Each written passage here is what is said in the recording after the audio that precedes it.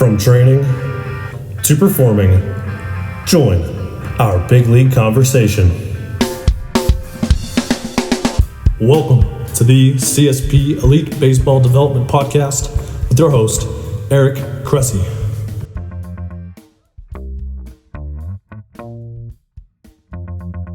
Welcome back to the CSP Elite Baseball Development Podcast. I'm your host, Eric Cressey, and this is episode 31. We're going to dig deep into the darker side of the supplement industry and also have some practical recommendations from someone who's super qualified and lives in the trenches of this world every day working with athletes. So we're really excited for it. Today's episode is brought to you by MarkPro.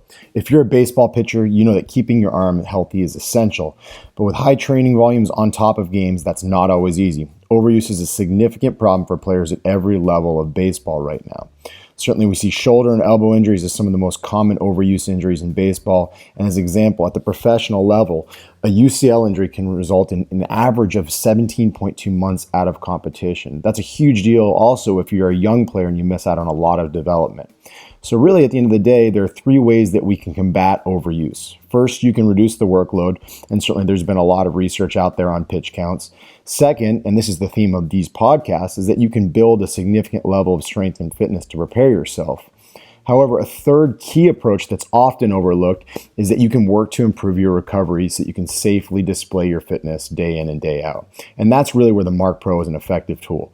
Some athletes will even use it to warm up their arms before they throw as well. MarkPro is a cutting-edge EMS device that uses patented technology to create non-fatiguing muscle activation, and this is what separates it from other recovery tools. Muscle activation with MarkPro facilitates each stage of the body's natural recovery process, similar to active recovery, but without the extra muscular effort and fatigue. Athletes can use it for as long as they need to ensure a more full and quick recovery in between training or games. With its portability and ease of use, players can use MarkPro while traveling between games or while relaxing at home. We have players that use it all the time on team flights to bounce back while they're just chilling on that flight. We have plenty of pro guys that use this. In fact, every ML team and over 200 pro pitchers are regularly using MarkPro. Put it to the test for yourself now with their new Try Before You Buy program, and you can use the promo code Cressey at checkout for 10% off at markpro.com. Again, that's Cressey, Cressey, at checkout for 10% off at markpro.com, markpro.com. Today's guest is the owner of Elite Sports Nutrition, a private practice based out of Lincoln, Nebraska. Since founding her company in 2014, she has worked with hundreds of high school, college, and professional athletes in Major League Baseball, the National Hockey League, and the National Football League. She's also worked as a nutrition consultant for the Nebraska volleyball team. She's board certified specialist in sports dietetics and a certified exercise physiologist. She received her master's degree in nutrition and physical performance from St. Louis University and a dual bachelor's degree in exercise science and dietetics from the University of Nebraska-Lincoln. Her experience and recipes have been featured in national publications including Men's Journal, Muscle and Fitness, The Food Network, Shape Magazine, Runner's World, and NBC News. While she works with competitive athletes in a variety of sports, her primary clientele is baseball players. Her husband, Cody, is a professional baseball player, so she understands the difficulties these athletes in particular face when it comes to handling nutrition in season. Please welcome to the show, Angie Asche. Welcome to the show, Angie. Hi, Eric. Thanks so much for having me. I am very excited for this because I think this is a good, kind of conversation to have because you're not just a nutritionist, right? You are also, you're heavily entrenched in the baseball world. You know this world. Yeah, absolutely. Yeah. You've lived it as a wife, having seen what minor leaguers eat, what big leaguers eat, what the travel demands throw on people, and you obviously do a lot of stuff in the college setting as well. So you'll see it from a bunch of different settings. But I think the supplements topic is the best place to go when we really want to hone in on this. And you're obviously well versed in a wide variety of nutritional realms, but let's definitely start by speaking broadly on this. How bonkers does it drive you when people ask about supplements before they even talked about the real Whole Foods discussion? Yeah, well, there are a few things that drive me more bonkers than that. And sadly, it's way more common than you think. Athletes will ask me about supplements before we've even started talking about what or how much they're eating or drinking. And it's a lot like trying to place a Band-Aid on a much deeper problem because rather than addressing the real issues like the foods you're eating, how much you're sleeping, you tend to just kind of add more supplements to make up for it. Yeah, absolutely. And it doesn't really matter what level we're talking about too. I've had big leaguers that have done that, and I've had 13-year-olds that have done that. Has that been your experience as well? Oh, absolutely. Yeah. If they hear from a friend that's taking it or a parent that heard from someone else that another athlete's taking it, a lot of it goes to the placebo effect too. I mean, there's a lot of hype around the marketing of supplements and the testimonials that go behind supplements. So I think that's one of the biggest reasons why people start taking them too is that hype that comes from supplements. Yeah. Is there ever a time when, at least in initial counseling with folks, is that it's not even like a low hanging fruit that you'll consider, meaning that we have so many other glaring things that we're not even going to have the supplement discussion? Or is it the kind of thing where you have to at least start to have that discussion because it's a place to kind of meet them where they're at?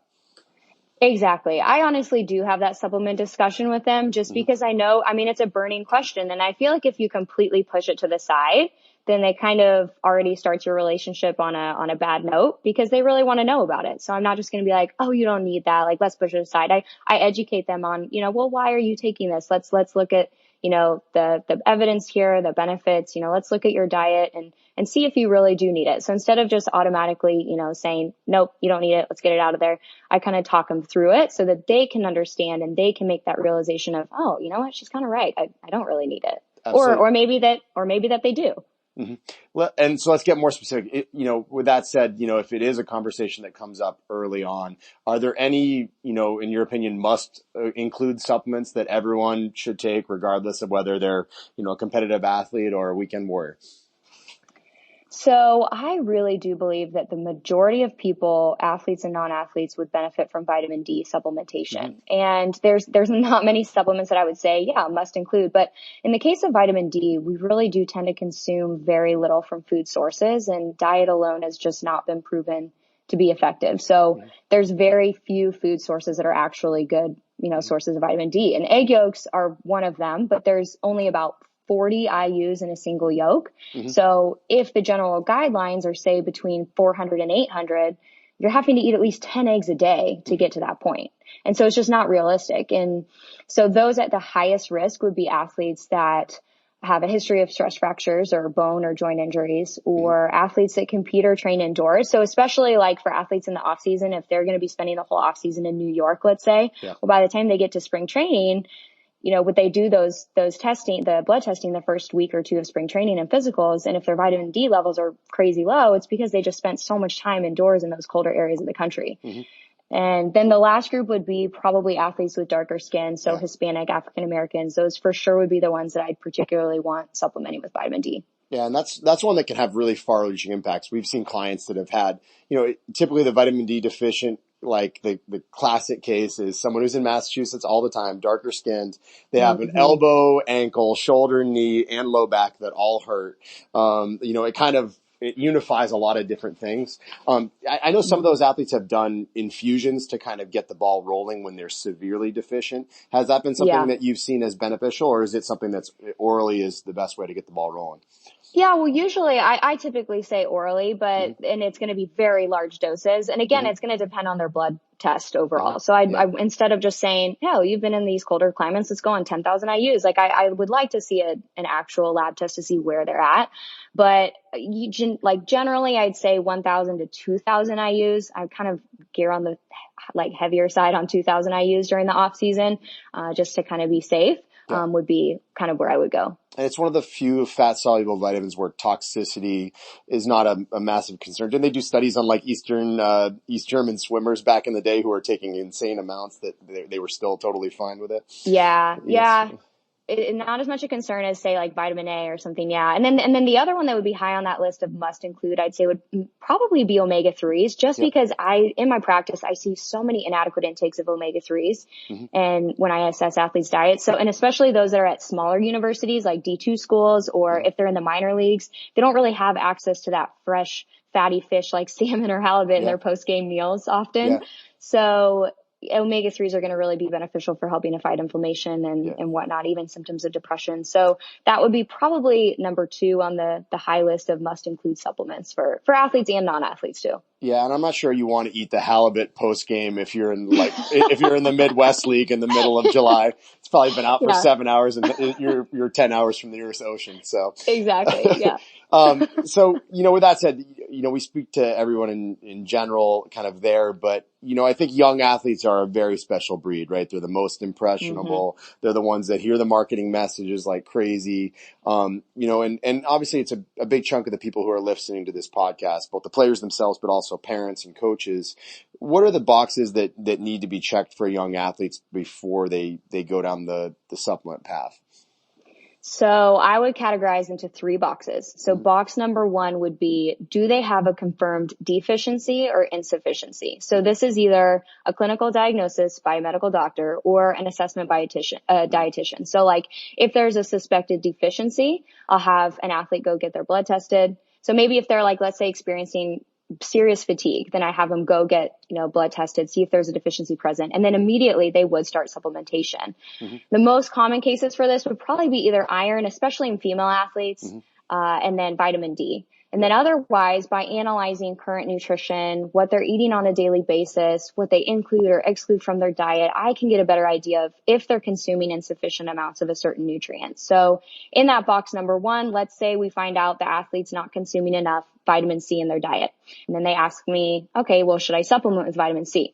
So then box number two would be, is it practical to obtain enough of this nutrient from dietary sources? And how easy would this be to correct just by modifying my diet? Mm-hmm. And in many cases, this is the box that young athletes skip. And they just go pretty much straight from skipping the modifying of the diet to, I'll just, take a supplement. I'll take a vitamin C gummy. And so that's really where the issue lies, because vitamin C, especially if we're using that example, is so easy to get from food sources. Really easy. So then box number three would be, okay, maybe I can't get enough of this certain nutrient from food sources because I'm vegan or vegetarian or because I have a food allergy or intolerance.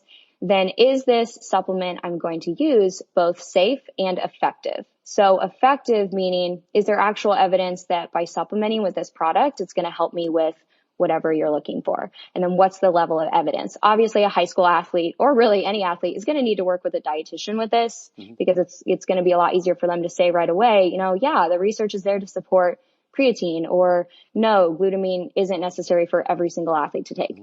So that's the effective part. And then safe, meaning, is this product third party tested, or NSF certified for sport is pretty much the gold standard when it comes to quality and safety for athletic supplements. Absolutely. So, if you do have that, and we'll see them occasionally, like the young athletes that are, they're checking every box. They're very attentive to detail and they're eating well. Their family's eating well. They're good with sleep and hydration and all that stuff. If those athletes are intrigued, if you have the 17-year-old, like, where are the places that you like to start? Because you want to have that discussion with high school kids before they go off to college and, they're on their own and they're learning in a locker room instead of in a clinical context. Where do you usually start if athletes are interested on going down that supplement path, particularly in the performance realm?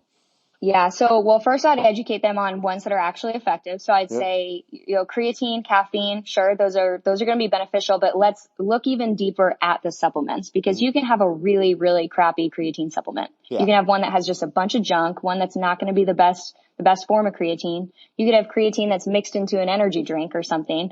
And so, talking about looking at ingredients, reading ingredient labels, food labels, just general education on that, so they have a good understanding of what to look for. They know what logos to look for, what to avoid, especially pre and post workout. And it's a lot of education for sure. Yeah.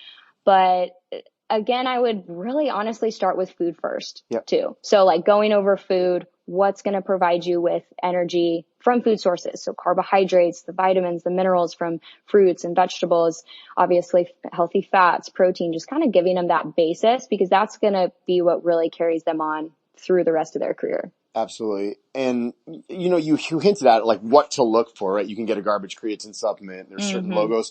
Let's talk about maybe the darker side of this industry. And there definitely is one. Obviously one of the things that's true about the supplement market is that the margins are very, very high for many companies, right? So that leads in many cases, unethical people to this realm. And, so we've seen obviously athletes test positive for, various substances they didn't know were in the actual supplement, or there are things that maybe, for some reason the governing body didn't disseminate that they had become banned and the athlete continued using a supplement. So what do people need to watch out for to protect themselves? I'd say both ethically and physiologically.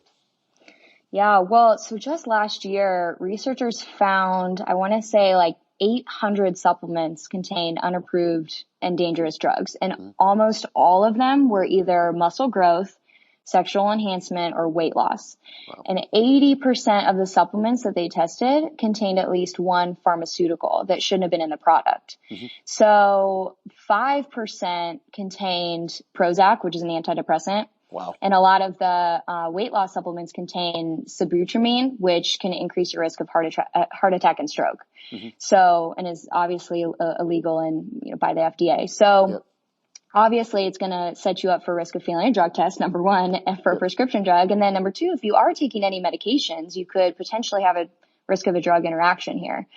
And so just to kind of explain the difference, supplements aren't regulated at all by the FDA. They go through what's called post-market approval. So like when you have a prescription drug, before that prescription drug can come out, they go through pre-market. They have to go through clinical trials to prove it's effective, prove its safety, everything else. Well, basically with a supplement, there's zero regulation. Anyone can legally make and sell a supplement without a single clinical trial, without having to prove that what's on the label is actually in the product, or doing any background checks as far as sanitation or cross-contamination of the facilities. And as long as they're not stating that it will cure a disease, they can pretty much make any claim that they want. So that's why it's so important that athletes and non-athletes, really anyone using supplements, uses a verified quality assurance company like USP or NSF. Those are the two big organizations that really go through and do the job that the FDA isn't really in charge of doing with supplements. They go through and they test to make sure that what's on the label is actually what's in the product and you're not getting a ton of other stuff. And a Team USA swimmer it's crazy because people assume it's like, oh, well, all I'm taking is a multivitamin or all I'm taking is a, this or that. Well, a Team USA swimmer was just suspended last year for using a banned substance. And the only supplement she was taking was a multivitamin. It's unbelievable. And do you think obviously it's the unethical practices of some people, right? Like some of these are illegal ingredients that are winding up in supplements, but is it also cross-contamination as a concern? Meaning they were produced on the same factory lines as, more pharmaceutical grade compounds. Where are these terrible, presumably sometimes mishaps taking place on the production side? Oh yeah, absolutely. Well, I think other countries, because when you look at like the multivitamin situation, it contained a trace amount of a medication that was used to treat heart conditions in other countries that's not even approved by the FDA in the US. Wow. So to me, I'm assuming, and obviously I haven't seen this side personally, but I'm assuming that supplement companies source out to other countries because it's cheaper, it's more affordable to make. And so if that other country is making other drugs and then you're, like you said, cross-contaminating, then it could have the tiniest little trace of that prescription drug or whatever it might be. And also another thing too is some supplement companies could do it on purpose because they know that it's going to help. Like in the case of the sexual enhancement drug, if they put the tiniest trace of Viagra in there, they know that is going to work. And so you feel like you're taking this, over the counter sexual enhancement but it's actually a prescription drug. That's unbelievable to me.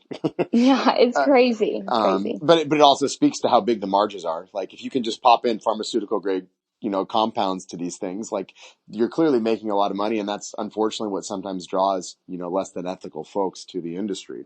So, tell us a few supplement stories. Obviously you talked about, the swimmer, which obviously you didn't know, but, what are some things that you've seen, personally? What makes you cringe as you look back on your experiences with supplements?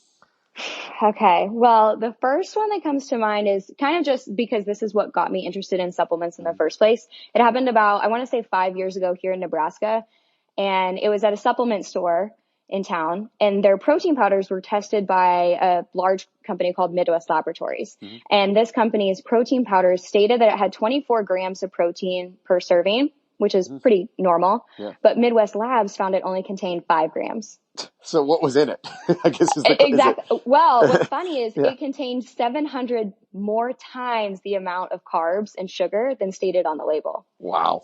Yeah. So it's crazy because you think and a lot of it could be, the whey protein concentrate versus the Yeah. isolate and then everything else. So that's why, again, it's really important to make sure you're getting that certified product. But then the other one I would say is this happened more recently. I had an athlete because I always ask athletes to send me pictures, like actual photos of every supplement that they're taking. And so I got a picture from an athlete and there were 15 supplements that they were taking every day. My gosh. That's the most. And so they had gone to a naturopath.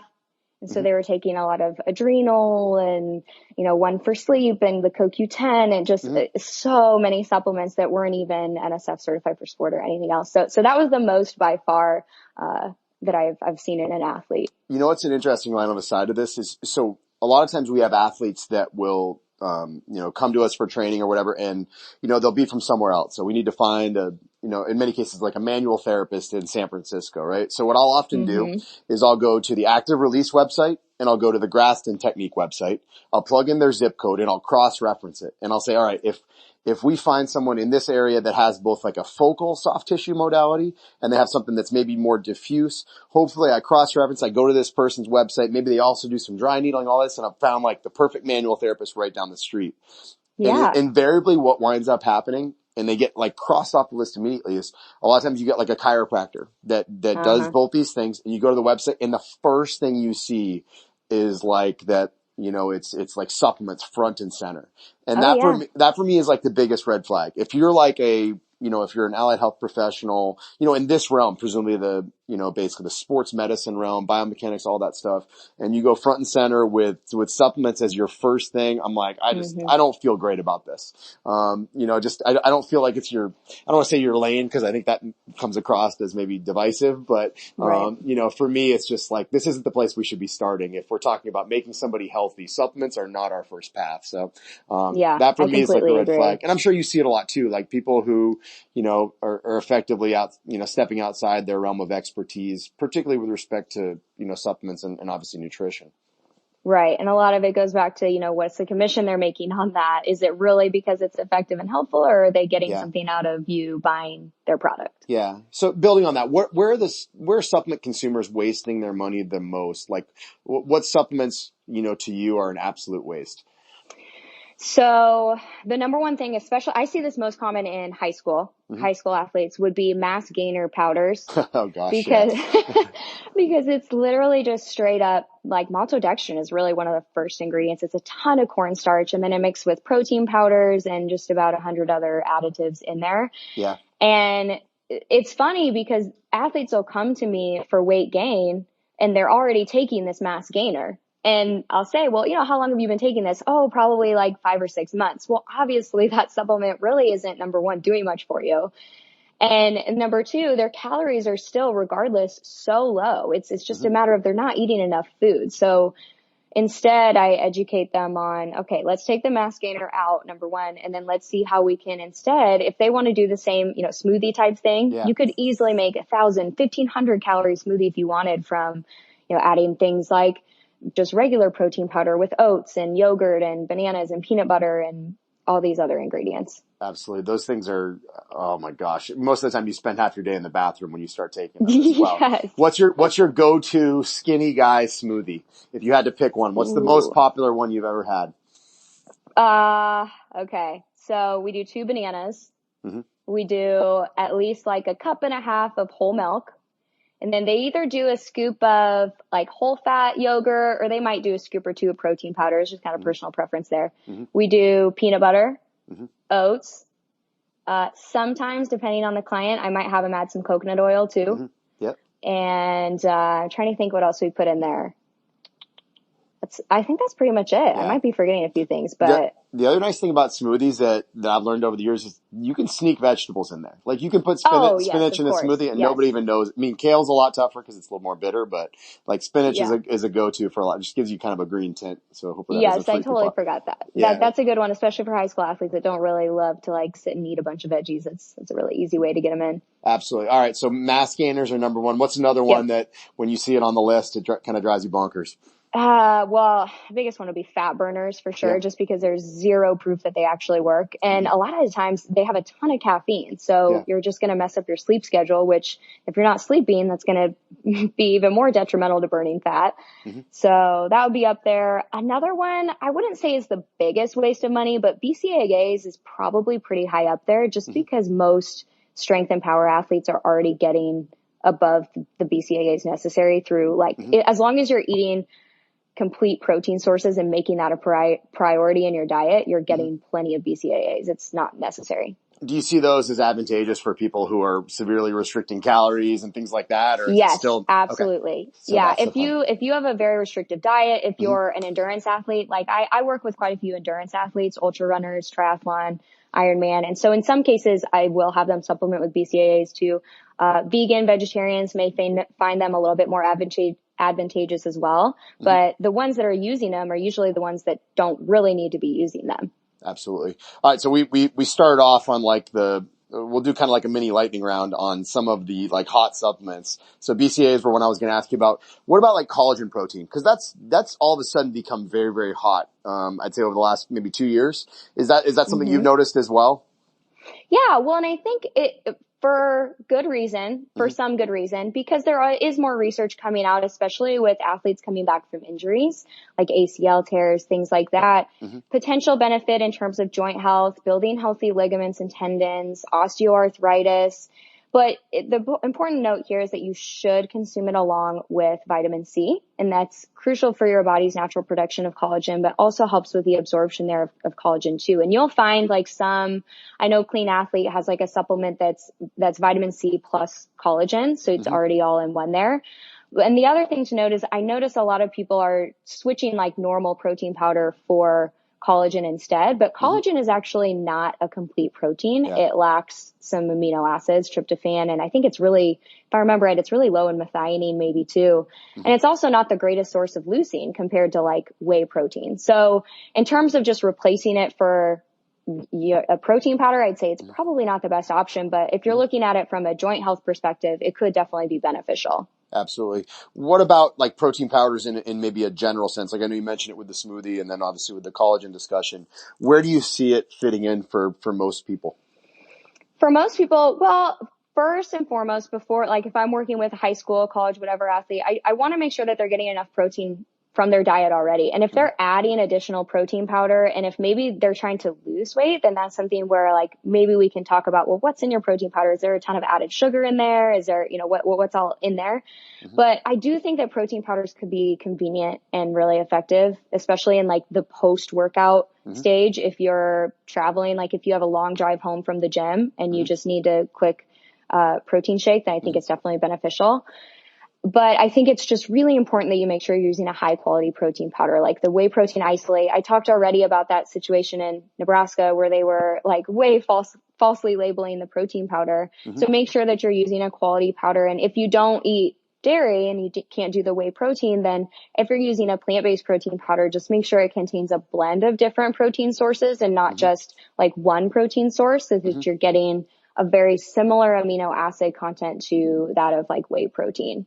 And I've actually done a few reviews of protein powders on my website, one that's on whey and one that's on plant-based, that'll go over like what to look for on the ingredient list and what products are safe and effective to take. Awesome. What about like the actual sweetener aspect of it? Because there's obviously some not so great options in terms of artificial sweeteners and some that are maybe better than others. Where do you stand in that kind of debate?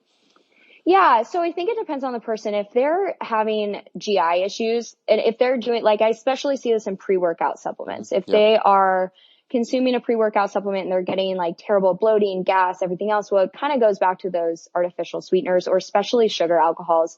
But if there's a little bit in your protein powder, especially something like stevia is supposedly it's not going to show really any negative side effects like things like sucralose would.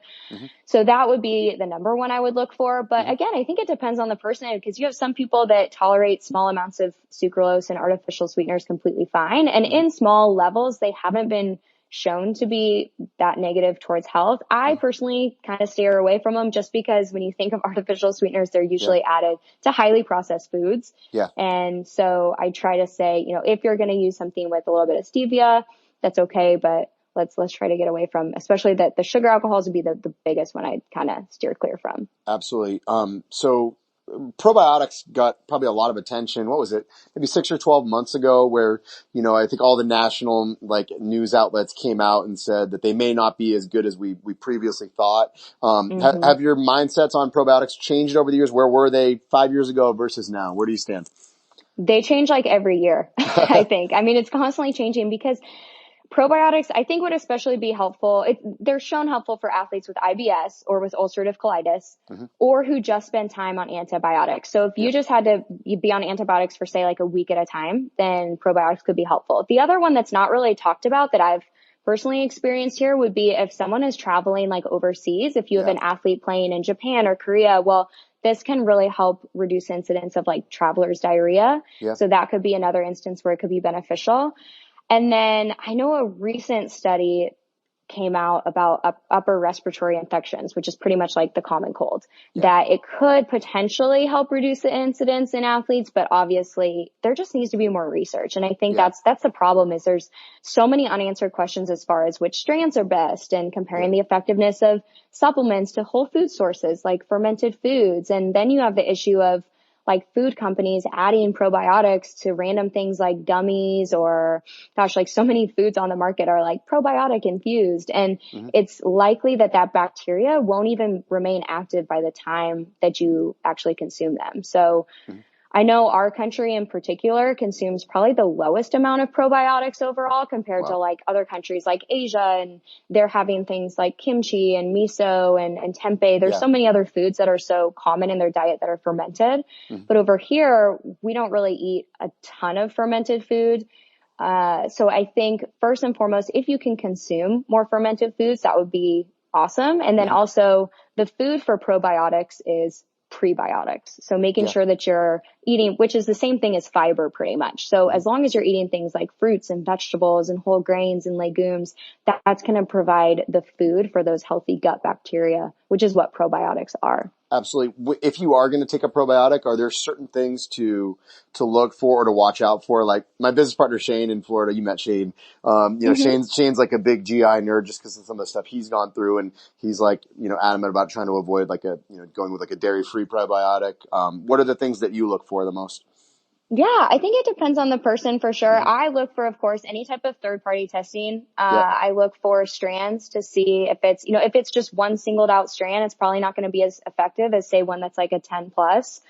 And just kind of compare the products. And I work with a couple athletes who have had some pretty serious GI issues, like J pouch. I have 3 clients with J pouches. And so that's going to be really dependent on what they tolerate best. And so it's kind of a little bit of, trial and error too, to see what works best for them and their symptoms. Absolutely. So we kind of also, you hinted at glutamine a little bit earlier, and glutamine was like a rage when I was, in college. It was really, really big. I guess I don't hear nearly as much about it anymore. Maybe it's because I'm intelligent not to read mainstream muscle magazines anymore. Is glutamine still a thing you see on a daily basis? Everybody talks about it? Because I don't feel like I hear about it at all anymore. Yeah. Well, you heard about it in the age where increasing muscle mass was the belief. And that's been proven not true. It's not going to increase your muscle mass like a lot of people once believed. But now that gut health is becoming more talked about, I think that's why glutamine has kind of gotten this second wind. So because it can be beneficial for your gut and for your immune system, but it's one of those conditionally essential amino acids. So it's not one that every single athlete needs for, improved gut health. But in some instances, again, in the case of let's say IBS or other GI disorders, I think it really could be beneficial. Yeah, wasn't it? I mean, I remember a lot of the research was on cancer patients and critically injured, burn victims, things like that, so severe clinical context. And I always remember thinking about that. I'm not sure that that's necessarily relatable to a bodybuilder. Exactly. Yeah. There was this belief that it could really help, I think, with the muscle protein synthesis stage. People thought that if they consumed it post workout, it was going to help enhance your muscle protein synthesis, but that's proven to not be true. So we're gonna open the creatine can of worms, because like, I know you can talk about a million things on this. So I personally Yeah. have been on creatine since 2001. Happy to That's a report long time. that after 18 years, I am not dead. So You're alive. it appears to be safe. You can write an N=1 case study on me if you need to. I have used boring, plain old powdered creatine monohydrate from day one. I remember starting creatine monohydrate. I did the loading, even didn't notice a thing. I was a complete non-responder, but the research was Yeah. even then so compelling that I was like, all right, I'll use this forever. And sure enough, like once I got to the University of Connecticut for my grad degree years later, like, they were doing studies on astronauts preventing sarcopenia and and muscle loss in outer space and all these different things. So it kind of became very accepted. So certainly when this takes place, you obviously get all the different perspectives on, do I load it? Do I just take 5 grams a day for a month? Do I take creatine monohydrate, or do I look for something more souped up? Where do you stand? Like if I'm a 17-year-old kid who has my diet in line and I come in and I say, I want to use creatine, what's your recommendation for me? So I say 3 to 5 grams is what I typically recommend. Creatine monohydrate is the cheapest and it's the most effective form. So with the athlete, again, I would first look at their diet. Of course, if they're, eating healthy as can be, then I'd say, all right, great, let's look into creatine. NSF certified for sport, of course, some safe product overall that doesn't have a ton of other additives to it. I'm not a big, and I don't know if you did this, that's totally fine. I don't really recommend the loading phase just because there's just really not substantial evidence to show it's even necessary. I think for vegan and vegetarians, I may actually start out higher just because they do have really low levels of phosphocreatine. So I may say at least, 10 grams instead of 5 grams, but I still even then don't really think the loading phase would be necessary because you're going to get to that point anyway.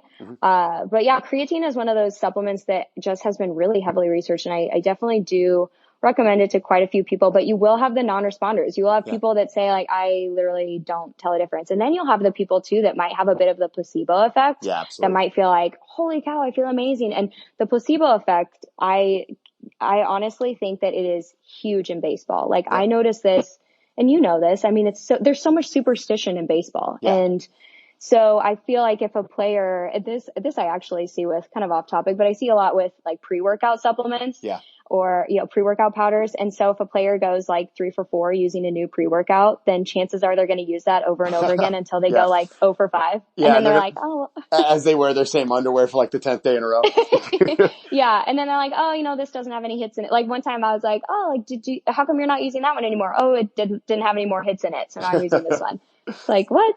This is the world we're up against. And it's funny, what I actually like about having the creatine discussion, and honestly, like we have, folks on staff who do it more than I do, but athletes actually have context. Everyone who asks you about creatine has taken high school biology.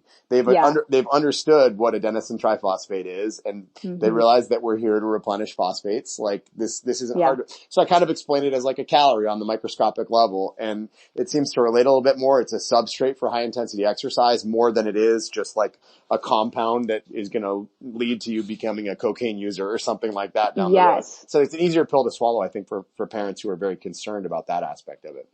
I think there's just this I don't know if it comes from the name or what, but it's almost just like this bad aura that comes with creatine. And it's a lot from high school parents too. They're like, oh, well, I don't want and the kid might be 18, going into college, and it'd be like, I just really don't want them to get started on creatine. And I don't think they realize it's naturally produced by your body. It's not a steroid. It's nothing, unnatural. There's nothing unnatural about it. You get it from eating things like steak and fish in very, very small amounts. Yeah. You can't contraindicate going out for a steak dinner.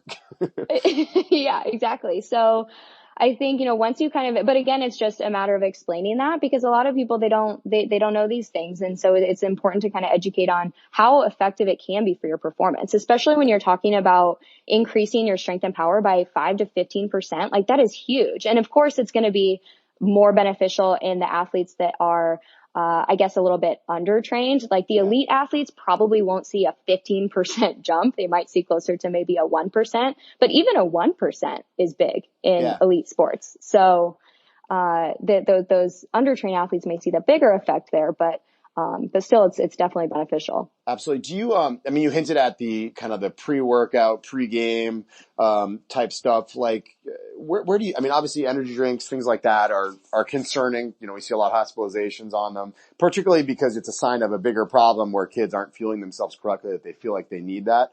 You know, pre-workouts is a big kind of category though. What do you see underneath that umbrella and how do you feel about it? So, well, it's honestly just a whole cluster of different things. Like caffeine, I would say is probably the number one that I would recommend, but not in the form of like the energy drinks, the Bang, those. And the reason for that is a lot of people don't realize this. What's on the label can actually vary significantly. So if it says, say, 300 milligrams, which by the way is a ton, but if it says 400 milligrams on the label, then it could actually have what research is finding closer to maybe 500 or maybe as low as 200. So you don't really know the exact amount. So that I'm a little hesitant about with caffeine, and then especially hesitant with like proprietary blends, because that's something where if it's mixed in there, you have no clue how much caffeine you're getting either. So when pre-workouts have that proprietary blend, I'm really hesitant about that overall. But I do think caffeine, especially in like a natural form, coffee, espresso, those kinds of things, would be the number one source I would recommend about 30 minutes, 45 minutes before. And then the other big one would be nitrates or beetroot powder. It's becoming more and more common. The one issue I've personally seen is GI upset with athletes. For some athletes, it just does not settle as well. So, and obviously I would love to say like, oh, just drink beetroot juice before, but you have to drink a ton of probably 16 to 20 ounces of beetroot juice before. So in that case, I say the supplement form, that powdered form would be much more realistic. Absolutely. When you hear proprietary blend, is that basically just like, hey, we're going to throw whatever we want in here and you're going to deal with it? It's totally. It's caffeine, snake oil, unicorn tears, like whatever they want. So, you know, and I always come back to it and, you know, like coffee is actually pretty well researched. Like I'll give you like a really brief story that I'm like a hardcore like coffee defender. I joke that I have, you know, basically blood in my coffee stream and not vice versa. But my grandfather had, Alzheimer's as he progressed in life. And, when he was about 80, he had polio when he was young. So he had one leg that really did not work well. And then when he was about 80, he fell on the ice and he broke his kneecap on the other leg. So for the last 8 years of his life, he was not nearly as active. So he basically, you know, would not move nearly as much. He was a lot more watching TV and sitting there. And his disease symptoms, as you could probably expect, like, they became significantly more pronounced, like his cognition went down and all of that. But what I thought was the most interesting is my grandfather was that guy. He could drink coffee at like 9 o'clock at night and then fall asleep. It was like so what happened is my grandmother would make him a cup of coffee and he would take a sip of it and he'd set it down and he'd forget he had it. And then 2 hours later he'd find it and he'd be like, who the hell serves cold coffee? And so God bless her, she would heat it up and we loved him to death. But what was hilarious is he actually drank coffee all day. And, you know, it may have been 2 cups over the course of, you know, all his wakeful hours or everything. But what was interesting is a couple years after he passed away, some research actually came out that caffeinated drip coffee helped to offset some of the symptoms of Alzheimer's. Like, so in hindsight, we looked at it and we're like, wow, he may have been self-medicating all these years without us even knowing it. And it caused me to like kind of look a little bit deeper and you can speak to these way better than I can, but there's actually quite a few health benefits to just drinking coffee, obviously in moderation, correct? Yeah, I have seen that. I've actually seen a little bit with, like you said, Alzheimer's, Parkinson's disease, cardiovascular disease. But again, I mean, the percentages it's difficult because there's so many different studies here that we're kind of comparing and contrasting. We can't just say like coffee reduces cardiovascular disease. Exactly. I think that's pretty, you know, big, bold statement there. But I think overall it's beneficial, and from a performance standpoint too, beneficial, because once you have, you know, I think they say about 150 milligrams of caffeine, if you're having that, say 45 minutes before your workout, that's going to improve that mental stamina, overall of, you know, and so that in turn can affect even the non-athletes if you're having issues at work or, you know, just needing that mental stamina during the day. I think that's going to be very beneficial. Absolutely. My go-to is like a tiny bit of vanilla protein powder in coffee. Ooh, yeah, that sounds good. I love coffee. I'm drinking it right now. There you go. And hey, I promise you I'm the last person to judge you. So those are some interesting ones for sure. And we checked a few different boxes. Are there any other ones that like really jump out as like this concerns me? Like, you'll see stuff like some of those have like niacin in it where people get like the flush feeling. Are there any like must includes or must avoids that are out there on the market that are big conversation topics? I think I wouldn't say must include, but other safe ones that I do tend to occasionally recommend would be beta alanine or sodium bicarb. Yeah. But I think those have more side effects than, say, caffeine or beetroot in terms of like talking pre-workout. So, and those are more for like really specific, like a buffering agent. So it's going to be for like the short term. It's not going to be for like the ultra runner or something like that. But I think again, I mean, creatine is kind of where I go back quite a bit. Caffeine, I go back quite a bit. I'm trying to think what else. I think another thing that kind of like makes me cringe. It's not really necessarily, I guess you could classify it as a supplement, but it's when food companies just add protein to like junk foods, like they're putting protein in like ice cream or cookies or pizza or potato chips. I see that kind of becoming more of an issue. Mm-hmm. And so the protein ice cream or the protein cookies, I think those are things that people are being misled into thinking that they're a lot more nutritious than they really are. So that's something I would say to watch out for. Not necessarily harmful unless it's, lots of added sugar or added sodium, but yeah. It's interesting. You mentioned sodium bicarbonate. Has the biggest concern with that been the gastrointestinal side effects? Yes. Yeah. And I don't know if are you familiar with, so AMP is a new product that just came out that's actually a topical rub. It's a sodium bicarbonate. I'm not familiar. Yeah, it's actually, I know it because a friend of mine from graduate school is actually on their board, but they have a pretty interesting, kind of, collection of PhDs that are involved on it. And it's a topical rub, so it kind of bypasses the gastrointestinal stress. And they've got some pretty good, kind of momentum in like the cycling community and some of the endurance athletes. So that's kind of a cool thing to check out. Yeah, that's awesome. We've tried it out a little bit with some of our throwers and stuff too. So it's very early, but very exciting. So, that's the nature of this industry, is just very dynamic, right? There's new stuff constantly changing every day. Yeah. And so that's an interesting, like, little aside. And maybe it veers off course. Like, there are a lot of people here who are, either invested in terms of their education with respect to nutrition, like, they're aspiring RDs and things like that. And then there are also athletes who are very, kind of intuitive with this stuff. Where do you look for your information? Like, if you want to stay on top of the latest research, I mean, is it just literally hit up PubMed and type in sports nutrition and spend a few hours, or are there certain places that you go for your info? Okay. So honestly, number one, just because I love the format of the website, is examine.com. Do you ever go there? Yeah, absolutely. They're awesome people too. Oh my gosh. Yes. And I love how it just like simply says if it's like a minor effect or a major effect. And then right there, it shows you like let's take, for example, creatine. I'm sure creatine's on there. I've probably seen it many times there, but it'll say on the side, maybe it'll say, effects on brain health, because I know that's kind of more talked about with creatine. It'll tell you how many studies there currently are, and then you can just click right there and see pretty much every study. It takes really a lot of the guesswork in the PubMed, searching for certain keywords out of it. So Examine is probably the first place I go. I have quite a few different like sports nutrition books. One of my favorites is this Guide to Sports Supplements book. Mm-hmm. It's kind of old. It's maybe like 2010. So the research is a little outdated. But I do like it just for like quick reference. Another research site I like is uptodate.com, just because obviously they're constantly changing the new research studies. I'm trying to think what else. Precision Nutrition, I think, has great articles too. Absolutely. Very comprehensive. Awesome. So here's a question for you.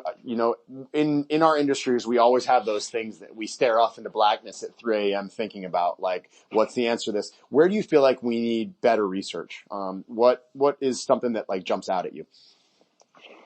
Ooh, that's a good question. I think just in general, long-term studies. So like, here's your like N equals 1 on creatine. I think that's awesome. You've taken it for like 20 years. I would love to see the effect of that on different diets, like things like intermittent fasting, especially, is something I've been studying a lot more, recently, just because the research is it's pretty exciting for sure. But again, all the studies are really short. So I would love to see this in terms of several years from now. Trying to think in terms of supplements though. Gosh, that's a hard question. I'm not sure. All right. Well, that's a good time. So, we'll jump around then a little bit. So, I actually sent you this article because I'm actually really intrigued. I know. So you are full blown vegan, correct? In nutrition? No. Okay. I'm vegetarian. So vegetarian. I eat eggs. Okay. Vegetarian. And then Cody is a modification on that, correct? He's pescatarian, also somewhat eating. He pretty much just doesn't eat red meat is pretty much it. Okay. So, I'm curious. So the Whole Foods CEO basically yesterday came out and said that a plant-based meat boom that's taking place currently is really good for the environment, but it may not be good for your health overall. Mm-hmm. And I'm going to try to find the quote for you. He said the brands who are capturing the imagination of people, and I'm not going to name these brands because I'm afraid I'll be associated with the critique of it, but some of these that are extremely popular now that are taking the world by storm. If you look at the ingredients, they're super highly processed foods. Mm-hmm. He goes on to say, I don't think eating highly processed foods is healthy. I think people thrive on eating whole foods. As for health, I will not endorse that, and that is about as big of a criticism that I will do in public. What's your take on that? I mean, obviously there are more and more people that are going to kind of these alternative, I guess protein sources as they restrict animal consumption. And there's more and more, companies that are capitalizing on it. What do people need to watch out for from a pure nutritional standpoint as they consider these products? Yeah, well, first of all, I agree with what he said 100%. I think that there's a huge just gap here between the purpose of going plant-based and then eating something like that, because you're so far from eating real plants. If you look at the ingredient list, there's really not any plants there compared to if you were to eat, say, like a black bean burger that's made with flax and other things like that. But also, it's kind of a good stepping point for someone who's going from eating, say, like a full meat diet to trying to make that transition. Because obviously if you say like, hey, I know you're eating a cheeseburger every day for lunch, like now eat this salad with whatever, it's going to be really hard for them to make that transition. So I think in terms of going more plant-based, it could kind of serve as a step, but it's definitely not a healthier alternative than I think than the beef, just because it's still got pretty much the same amount of sodium and saturated fat. So you're not really making a healthier choice there in terms of nutrients, but maybe in terms of environment. Yeah. Mm-hmm. I think instead people should focus on that more plant-based food. So how can I incorporate more actual whole plant foods, beans, lentils, tempeh, tofu, things like that? Absolutely. Well, this has been very, very insightful. I've actually learned a lot on this, which is always good. Makes for a best podcast. Where can folks find out more about you, Angie? So they can find me on Instagram or my website, which is all Elite Nutrition. So ELEAT Nutrition. Yeah. And one of my favorite Instagram accounts, not just from like an information standpoint, but like recipes and tons of really good interaction with your followers. Whereas I feel like most nutrition accounts we follow are just like pretty food pics and no content. And, but this one is actually very insightful. So I definitely encourage you to give Angie a follow. We really appreciate you taking the time for coming on, and, this is going to be a popular one, I can tell. Thank you so much for having me. You got it. Thank you for joining us for another episode of the CSP Elite Baseball Development Podcast. If you enjoyed this episode, we'd be thrilled if you'd consider subscribing to the podcast and leaving us a review to read on iTunes. We welcome your suggestions for future guests and questions. Just email elitebaseballpodcast@gmail.com. Thank you for your continued support, and we'll see you next episode.